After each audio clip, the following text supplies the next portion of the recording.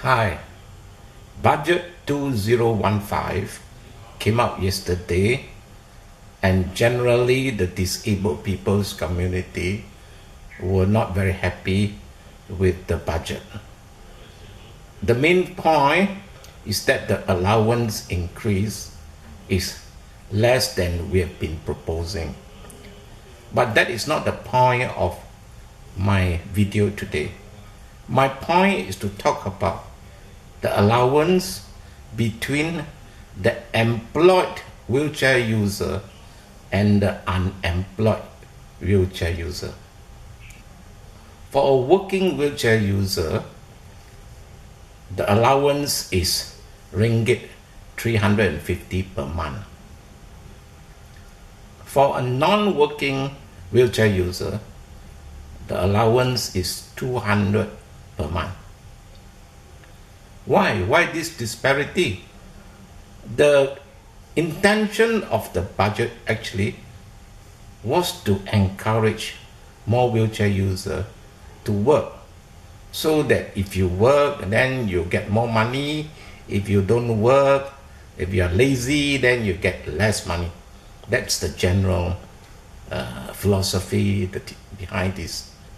The intention is good, but it doesn't understand the reality of the situation. For a wheelchair user to work, you need a few things.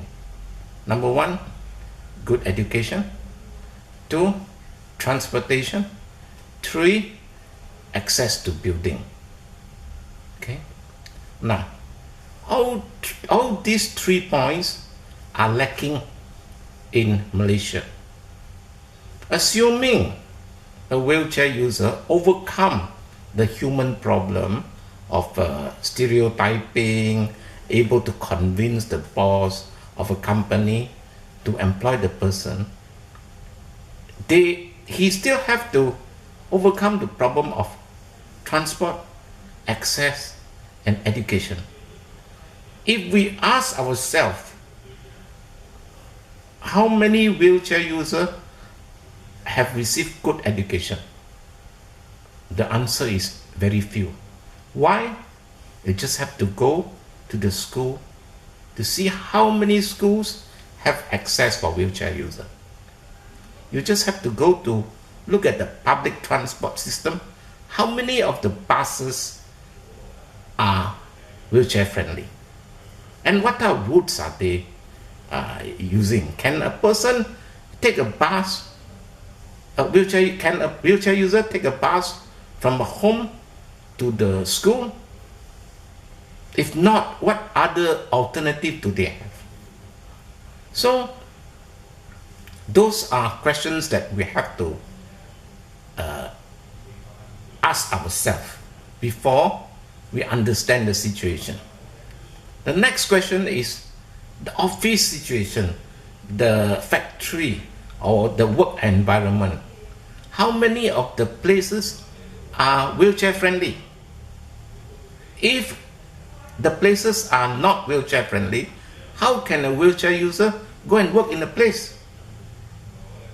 One lady told me that she actually have to hold her bladder 8 hours a day when she go to work. She got a good employment, she worked there, but because of that, she has to stop. How many of the non-disabled people hold bladder for 8 hours a day during the working time? I want to ask you. So I'm making this video because the disabled people, especially the wheelchair people, have to voice our problem, have to tell people our problem, and so that they understand us. So far, the understanding is still not there. And the budget, sadly, is a piecemeal way of solving the problem. We need a total solution to solve the employment problem of wheelchair user. We need to solve education, transport, building access problem before we can talk about employing wheelchair user, and then only we can talk about some unemployed wheelchair user should be given less allowance. In fact, I say, my opinion is that why make a difference? Why can't you give all disabled people the same 350 ringgit, although it is still low? Thank you.